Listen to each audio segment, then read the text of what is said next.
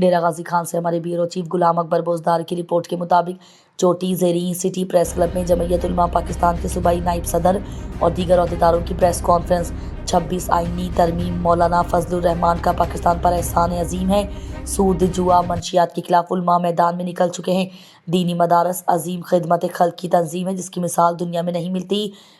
بسم اللہ الرحمن الرحیم۔ جمعیت علماء اسلام ضلع ڈیرہ غازی خان کے صدر عبدالعزیز بلوچ صاحب، جمعیت علماء اسلام تحصیل کوٹ چھٹا کے صدر سردار عبدالمجید خان دیویانی صاحب، جمعیت علماء اسلام کے ڈپٹی سیکرٹری محترم جہانگیر صدیقی صاحب، جمعیت علماء اسلام کے ناظم نشر و ارشاد ترجمان محترم قاضی عاطف صاحب، سوشل میڈیا کے ضلعی انچارج مدثر بشیر دیویانی صاحب، اور اسی طرح جمعیت علماء اسلام کے سرپرست غلام حیدر خان چنوانی صاحب، مولانا محمد طیب ماہر صاحب، مولانا پیر محمد صدیق گلزار صاحب، ہم شکر گزار جناب سراج چنوانی صاحب کے اور پریس کلب چوٹی کے عہدیداران کے